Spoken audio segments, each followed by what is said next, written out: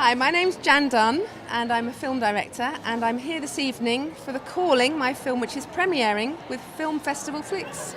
Wonderful. Well, we're very happy to have you here. A little bit of an accent I detect. Where did you just fly in from? I flew in from the UK, and I come from a little town called Ramsgate by the seaside, which is about 90 miles from London. Wow.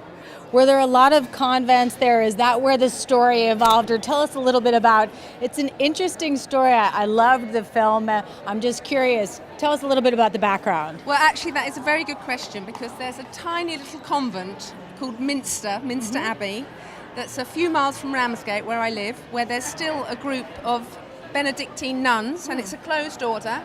There's about 13 of them there, and they've been there since the 13th century. Well, not those nuns, but Right. nuns have been there, or priests or monks, since the 13th century, so it's a very old building. So did you walk by it all the time as a child, and maybe that's where the idea germinated, or where did this idea come from? I know you've done some socially aware movies. Tell us a little bit about what went into this one. Well, I write with a very low budget, and so because I started with the low budget, then I drive around where I live and try and come up with a story relatively quickly and succinctly. And there's another old monastery in a town called Margate, which is not far from me, and that's called Samerstone Grange, and it was a traditional Benedictine monastery for monks. Okay. So I thought of maybe combining the nuns from Minster with Samerstone Grange, and I ended up actually shooting at Samerstone Grange. But I needed Benedictine nuns, and all I could think of was these fabulous actresses that I could maybe try and get hold of to see if they'd agree to be in the film. So I kind of wrote around the actresses, the location, and the idea of Benedictine nuns, really. Speaking of the actresses, they really are, you have some extraordinary talent, some Oscar-nominated actresses too, and then the young girl who plays the lead is remarkable. Let's start with her. How did you find her for the role? Because somebody that age really needed to have some strength as an actor to be among these Oscar Award-nominated actresses. Well, Emily Beecham came very late in the day because I did have another actress cast, but as with most of these things, when you have a film that you're trying to get off the ground at the time when somebody else is trying to get that actress, and with a micro-budget film, sometimes agents come into control, and so at very short notice the casting director suggested I should meet Emily, and before she even opened her mouth, I mean, Emily just looks so perfectly angelic, and there was something kind of thoughtful about her. So I cast her because of the look that she gave me when we were auditioning, and well, she would just kind of fit for the right kind of look that I was looking for, as somebody who was young, happening, active, trendy, but at the same time had this kind of angelic persona. So I think she really fits that bill as well. Yeah, she did a remarkable job. I mean, she really held her own with a pretty amazing cast. So speaking of that cast, two Oscar-nominated actors, Susanna York and Brenda Bleth, and what was it like? You wrote the parts for them, which is interesting, but what was it like? How much of their interpretation did they bring to it, or did they stay pretty true to the vision that you had? Well, I think with Brenda, I was talking with Brenda about the character of Sister Ignatius for quite some time before we shot, because the idea had come to me a while before, and I kind of knew Brenda through somebody else.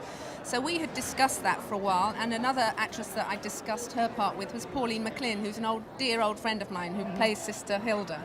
And so with Pauline and Brenda, I talked a lot with those about the characters, but then I really, the only person I could possibly think of as playing the prioress was Susanna York.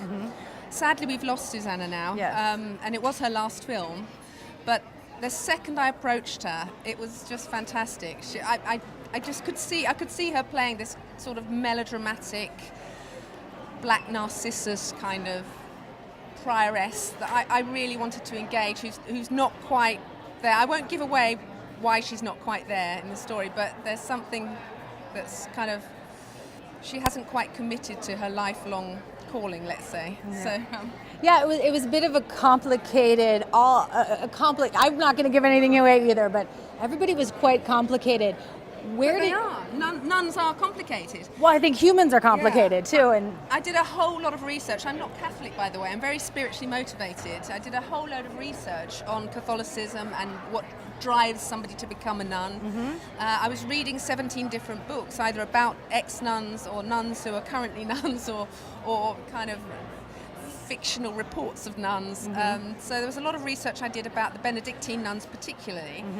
And really it kind of, all of the research that I did came into play actually while I was writing it. There's a lot of technical information as well, because I was going to create an improvised dialogue, but I realised there's so much information that they have to deliver that I had to really create the dialogue around that.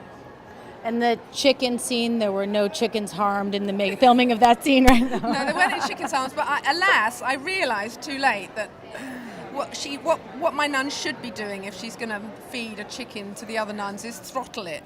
And of course I had her with an axe. And it was only on the set I suddenly thought, maybe that's not how it works actually. But then I utilised it. Yeah. Once I realised that, I actually incorporated it into the story a bit, so it kind of worked in the end. I think with low budget films, when you're shooting something very quickly, with great actresses, you can make stuff up. Even in a short shooting period, we shot it over 2 weeks. Wow. So even with a short shooting period, I think you can amazing. improvise around that and come up with ideas.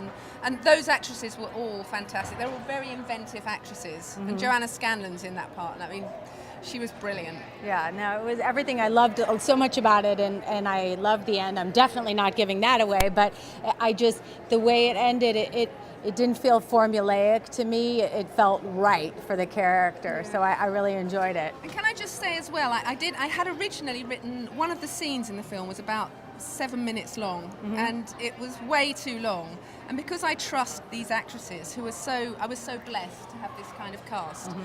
Because I really trusted them, I gave the script to Brenda Blethyn and Rita Tushingham in the dressing room, and I said, look, this scene needs to be cut by about 3 minutes. You're all in it.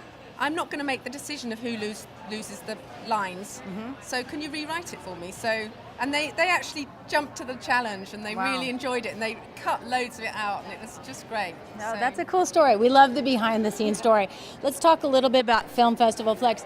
First, what was the distribution like in the UK for the film, and how was it received over there? Well, we had 78 screens, which is quite a lot for an art house limited release in the UK. That's quite a lot. And when you make an art house low budget film, you're never quite sure whether it's even going to make it to the cinema.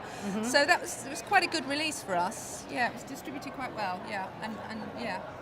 So how does it feel now then to have this, it's almost like a second life for the film, distribution in the United States? It's very challenging. Do you know anything about the difficulties of independent film distribution in this country as well? Well, I think Film Festival Flix have got the right idea, really, because I think the problem with having a low budget, independent British film is we're competing with all the kind of films you're screening in your multiplexes all the time, and for any art houses to get breathing space, even for the American ones, I'm sure it's the same. Right.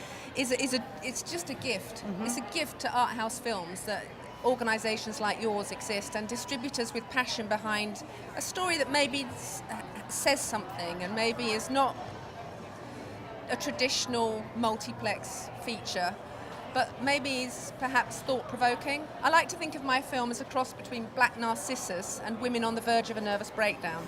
And I think both Almodovar and Michael Powell, to a degree, would probably be doing art house films.